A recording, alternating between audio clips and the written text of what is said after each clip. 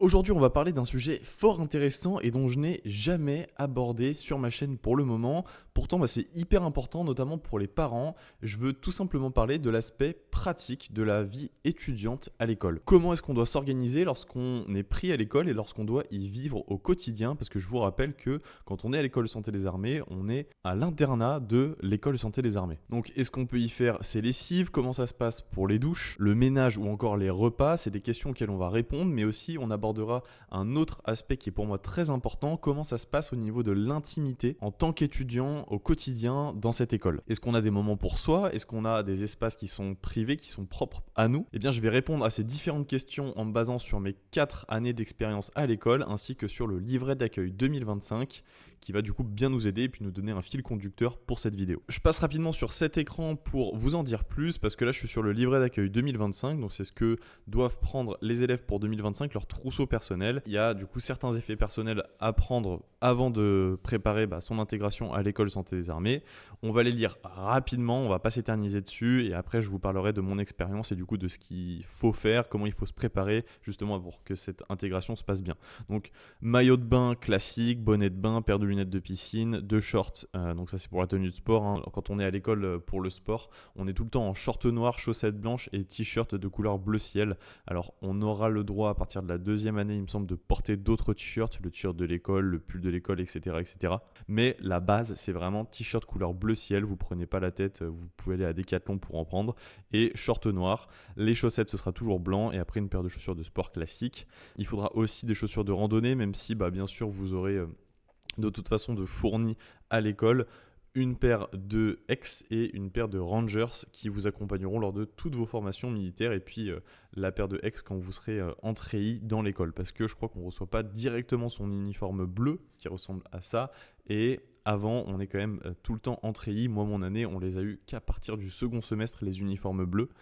Et avant, on était tout simplement en treillis toute la journée. Ensuite, il faut prendre évidemment des vêtements civils pour les permanences le week-end, que ce soit le vendredi soir pour sortir si vous avez le droit de sortir. Ce ne sera pas évident ça, c'est en fonction du commandement chaque année, donc je ne peux pas prévoir à l'avance comment ça va se passer. Nous, ce n'était pas trop le cas parce que c'était le Covid, je vous le répète encore une fois, mais vous, ce sera probablement différent.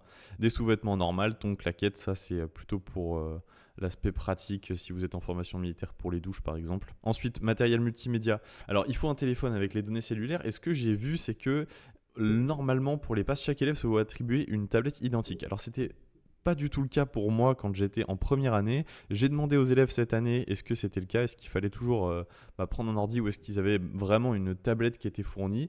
Pour l'instant, j'attends leur réponse, on verra bien, je vous tiens au courant de toute façon, dès que j'ai la réponse, je vous la balance sur la chaîne. Mais donc du coup, peut-être qu'il n'y aura pas besoin d'acheter d'ordinateur et que l'école vous fournira une tablette. Après, normalement, avec le salaire que vous aurez en première année, vous pourrez largement vous payer une tablette ou un ordinateur si vous préférez ce support. Des fournitures de bureautique, là rien d'intéressant, un agenda, 3 blocs-notes, un petit carnet, des stylos, crayons en papier, ça c'est le classique, une clé USB, j'en ai pris une moi quand j'étais intégré, mais elle nous a jamais servi. Ensuite, là, ce qui va un peu plus nous intéresser, c'est la partie produits et matériel pratique, où je vais pouvoir développer tout simplement sur comment est-ce que ça se passe les douches quand on est à l'école santé des armées. Alors, il y a la partie à l'école et la partie formation militaire. À l'école, comment ça se passe? En première année, on a des chambres doubles. Moi, j'étais avec quelqu'un qui avait un magnifique prénom qui s'appelait Maxence aussi. Et on était du coup en chambre tous les deux. On avait une douche qu'on devait partager pour deux, une salle de bain qu'on devait partager pour deux. Et on avait un espace de vie commun avec nos 2 lits, nos 2 bureaux et nos 2 armoires. On avait un petit renfoncement en face de notre salle de bain où on avait 2 grosses armoires pour pouvoir ranger tous nos vêtements et puis tout et n'importe quoi, nos épées, nos tenues de cérémonie, etc., etc. Et puis tout le matériel nécessaire pour la vie à l'école. Ensuite, ça c'est pour la partie chambre et pour la partie vraiment formation, comment ça se passe les douches? Eh bien ça dépend. Là, cette année, les élèves ils sont allés, je vais pas vous dire, mais ils sont pas allés très loin de l'école et donc du coup les douches, ils les prenaient dans du dur alors que quand j'étais en formation militaire initiale, moi c'était sur le terrain et donc du coup les douches qu'on prenait c'était vraiment les uns à côté des autres, les mecs d'un côté et les filles de l'autre. Et on prenait nos douches en même temps au jet d'eau avec un savon qu'on se partageait. Et c'était un peu plus roots que là, la formation militaire initiale que les élèves ont connue. Donc, soyez prêts à tout. Vous pourriez très bien être sur le terrain et du coup prendre des douches avec tout le monde. Mais aussi être avec des douches en dur parce que vous êtes un peu moins sur le terrain. Pour ma formation militaire complémentaire, on était sur le terrain, mais les douches étaient quand même en dur. On avait plusieurs bâtiments et nous, on était dans un champ à côté avec les tentes qu'on avait plantées, mais les douches, on les prenait dans les bâtiments. Et dans ce cas-là, c'était des douches individuelles. Bref, il faut tout le nécessaire de toilette de base, hein, gel douche, shampoing, brosse à dents, dentifrice, coton-tige, pince à épiler, coupe-ongles, etc., etc. Ça, c'est vraiment la grosse base, hein, rien à ajouter là-dessus. Ensuite, pour les femmes, filet à cheveux noirs, étant donné que vous aurez tout le temps un chignon derrière la tête. Donc il faudra de quoi le tenir et il faudra qu'il soit impeccable. Nous, le matériel nécessaire au rasage, évidemment, quand on sera sur l'école, la première année, on n'aura absolument pas le droit de porter la moustache ou la barbe. À partir de la P2, de la D1, ça devient un peu plus relax. Et encore, ça dépend du commandement qui est sur l'école à ce moment-là, donc je ne peux pas prédire comment ça se passera pour vous. Mais quand j'y étais, les camarades que j'avais en D1 et en D2 qui avaient de la barbe, hein, moi je n'ai pas ce plaisir-là, eh bien ils pouvaient se la laisser pousser du moment qu'elle était propre et bien coupée. Ensuite, une autre partie qui est intéressante, c'est lessive à la main, savon de Marseille et fer à repasser. Donc pour tout ce qui est lessive, vêtements, comment ça se passe? Toujours pareil, il y a la partie formation militaire et la partie vie à l'école. Pour les formations militaires, on passe du coup une semaine en FMI et un mois en FMC à faire nos lessives à la main. Donc globalement, on prend de l'eau chaude, on met ses vêtements dedans, lessive à la main, on frotte et on lave nos vêtements comme ça pendant un mois. Donc c'est sympathique et après on les fait sécher sur des fils qui sont entre les tentes. J'aimais bien, moi j'ai pas fait les scouts et j'ai rarement campé et c'est une des premières fois avec ma préparation militaire où je faisais ça et c'est un aspect que j'aime bien. Ensuite, comment ça se passe à l'école? Et bien là, tout simplement, vous avez un espace dans l'école pour faire vos machines. En première année, on a une carte magnétique qui permet d'en faire autant qu'on veut et c'est pas payant. Il y a aussi de quoi sécher le linge juste à côté, donc vous pouvez faire machine séchage juste à côté. Il faudra, si vous ne faites pas sécher dans cette pièce-là, prendre de quoi faire sécher dans vos chambres. Il faudra aussi prendre un fer à repasser et dans cet espace du coup pour les vêtements, il y aura des tables à repasser, donc du coup vous pourrez juste passer un coup de fer sur vos chemises, vos pantalons directement à l'école. Ensuite, je m'attarde pas trop sur la partie nécessaire à couture, on s'en sert quand même rarement. 10 cintres de cadenas classique, une bassine en plastique, ça c'est là-dedans que vous mettrez vos vêtements pour faire vos lessives à la main. Quelques pinces à linge, pareil, c'est pour étendre le linge et pour pouvoir le fixer. La ficelle type Cordura, donc c'est pareil. Une multiprise avec interrupteur, ça c'est pour la vie à l'école et pour pouvoir brancher tranquillement les différents appareils électroniques, donc globalement l'ordinateur ou la tablette pour travailler en première année. Les piles pour la lampe frontale, rien à dire de particulier, moyen de paiement non plus. Ensuite, une partie qui n'est pas du tout abordée parce que justement l'école vous la fournit, c'est le nécessaire pour faire le ménage. Et comment ça se passe le ménage quand on est à l'école de santé des armées? Alors c'est bien différent au fil des ans et au fil des ans, ça peut se détendre, mais encore, toujours pareil, ça dépend vraiment du commandement et de la dynamique du cadre qu'on va avoir, étant donné qu'à l'école, ça fonctionne comment? Il y a un premier bataillon avec les 3 premières compagnies, 1, 2 et 3, avec les P1, les P2 et les D1. Donc il y a donc un commandant de bataillon, nous c'était un médecin-colonel. Et après, pour chaque compagnie, il y a 2 cadres. En général, c'est un sous-officier et après ça peut être un militaire du rang. Franchement, ça dépend. Des fois, c'est un sous-officier type adjudant, adjudant-chef et un sous-officier type sergent. Moi, c'était le cas en première année et j'avais un sergent qui était particulièrement regardant sur la discipline militaire et donc du coup, le ménage, on prenait vraiment cher.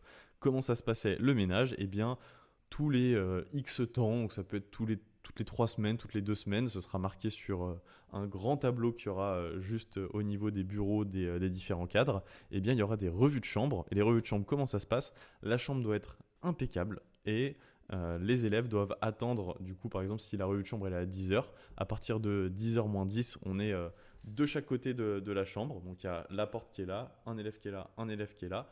On attend au garde à vous, en position de repos. Dès que le cadre arrive, on se met au garde à vous, évidemment. Le cadre entre et fait la revue de chambre, donc il vérifie que tout est bien propre. Et pour vous donner une anecdote, le sergent qu'on avait en première année avec mes camarades, il passait son doigt sur les plaintes comme ça, et il fallait qu'à la fin de la revue de chambre, son doigt soit propre pour que la revue soit clean et acceptée, et qu'on n'ait pas du coup de punition liée à un mauvais état de la chambre.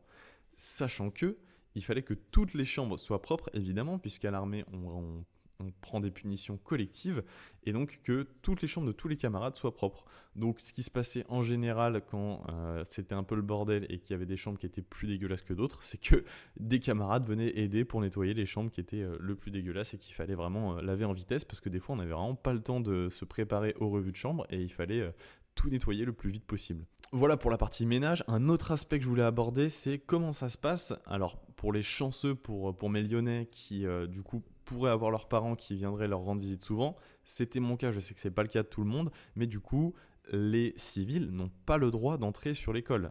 À part pour la cérémonie des épées et pour le baptême de promotion, ma famille n'a jamais mis un pied à l'école. Et donc comment ça se passait quand y a ma maman qui me rendait visite de temps en temps le week-end pour m'apporter des petits trucs à manger ou des affaires que j'aurais oubliées. Eh bien, il y a un parking devant l'école et vous voyez la photo avec l'uniforme en bleu comme ça. Bah, c'est la première fois où j'avais mon uniforme et du coup je suis sorti un peu discretos parce qu'on n'avait pas encore nos gratons, donc nos grades qu'on pouvait mettre sur l'uniforme, donc c'était pas autorisé de porter l'uniforme. J'étais sorti discretos pour lui montrer parce que j'étais tout content d'avoir mon uniforme et donc la plupart de mes rencontres, de mes visites de ma maman se passaient sur le parking de l'école puisque les civils n'ont pas le droit d'entrer. On a nous une carte qu'on appelle une carte Capri pour rentrer à l'école, elle est nominative et tout simplement les civils n'ont pas le droit d'entrer, donc vous ne pourrez absolument pas faire visiter l'école à vos amis, sauf, je le disais, pendant la cérémonie des épées et pendant le baptême de promotion, où là il faut absolument que vos familles fassent le déplacement, que vous puissiez inviter vos amis, et puissent du coup voir dans quel environnement vous vivez, sinon c'est très dur pour les autres de se projeter. Il y a quelques photos, quelques vidéos qui sont prises, mais sinon ça reste un peu mystérieux. Donc voilà, je conseille vraiment de mettre le paquet pour la cérémonie des épées pour faciliter la venue de votre famille à l'école. On a un salaire à partir de la première année qui est renforcé en deuxième année, donc vraiment mettez les moyens pour que vos parents puissent vous rendre visite, votre famille en tout cas, puisse vous rendre visite sur l'école. Voilà maintenant pour les repas au mess. Donc comment ça se passe pour les repas à l'école? Alors en première année, parce que c'est un peu différent des autres, globalement j'allais pas au petit déjeuner parce que je trouvais que c'était un peu trop tard. Je me levais à 5h30 et 5h45 et je commençais à bosser à 6h et le petit déjeuner c'était à partir de 6h45 jusqu'à 7h30, un truc comme ça. Donc ça me faisait une coupure, c'était pas très agréable. Au petit déjeuner, vous avez un peu de tout et du coup, il est toujours offert. Il y a de quoi manger des céréales, des flocons d'avoine, des biscottes, de la confiture, du pain, des fruits. Vraiment de tout, et même chocolat chaud et café évidemment. Il y a un horaire fixe et qui n'est pas très agréable. Quand on est en B1, je trouvais qu'il était trop tard. Et puis après, les années d'après, quand j'étais en P2, en D1 et en D2, je trouvais qu'il était beaucoup trop tôt étant donné que je ne me suis pas levé à 5h45 pendant 4 ans. Après, pour les repas du midi, eh bien, comment ça se passe? En P1, on avait vraiment, nous, un compartiment de ce mess qui était juste pour les P1. On était coupé des autres promotions. Il faut vraiment garder en tête que vous allez vraiment être intégré à l'école de santé des armées une fois la première année passée. Parce qu'il y a toujours ce truc il y a un concours en fin de première année, donc on n'est pas sûr que les élèves restent. Donc on fait vraiment partie de l'école à partir de la deuxième année. Et du coup en P1, nous on était vraiment d'un côté, les P1 mangeaient qu'avec les P1. Et c'est qu'à partir de la P2, de la D1, de la D2, qu'on se mêle un peu plus aux autres promotions, même si c'est rare, en général on mange quand même avec les élèves de sa promotion. C'est vraiment avec le temps qu'on découvre et qu'on se fait des amitiés avec les élèves des autres promotions. Sinon, c'est quand même très très inter-promotion. Enfin, on reste avec sa promo. Et particulièrement en P1, on a juste littéralement pas le choix. Après, pour les repas, rien de bien fou. Hein. On peut choisir des entrées, des desserts et le plat chaud tranquillement. On les paye pas pour le repas du midi. Pour le repas du soir, en P1, on les paye pas, mais on les paye à partir de la P2. Et je finis par ce qui me paraît le plus important, notamment, c'est peut-être un cliché, mais un peu pour les filles, parce que d'être tout le temps avec du monde et de jamais avoir d'intimité, même si je sais que c'est important pour les mecs aussi, ça vous intéresse de savoir comment ça se passe à l'école. Il n'y en a pas tant que ça, quand même. Je dirais que c'est assez limité. Moi, ce que je faisais pour avoir un petit peu d'intimité, c'est que le soir et le midi, en général, j'allais me balader tout seul dans l'école. Mais sinon, en chambre, c'est vrai qu'on est toujours avec quelqu'un. Alors, on a la possibilité, parce que on est assigné à être avec quelqu'un en début d'année, on a la possibilité quand même de changer en fonction des affects qu'on a avec les élèves de la formation militaire initiale. Et donc de se mettre avec quelqu'un avec lequel on s'entend bien, qui est sur la même dynamique que nous. C'est tout con, mais de se mettre avec quelqu'un qui se lève à la même heure, qui se couche à la même heure, ça facilite vraiment la vie. Hein. Moi, j'étais avec un mec qui était cool. Quand je me levais tôt, il se levait tôt. Quand je me levais tard, il se levait tard. Il n'était pas pénible. Donc on a pu bien s'entendre. Mais il y a certains élèves en première année, quand il faut bosser beaucoup, ils veulent se lever plus tôt. Le mec avec qui on est ne veut pas, et donc du coup, ça coince. Et bah voilà, on a peu d'intimité quand on est à l'école, étant donné que nos lits sont vraiment à côté. Donc ça, c'est pénible. Donc P1, P2 et D1, on est en chambre double, donc on a souvent du monde avec nous. C'est difficile d'avoir des moments d'intimité, hors bah, petite balade qu'on peut se faire dans l'école tranquillou.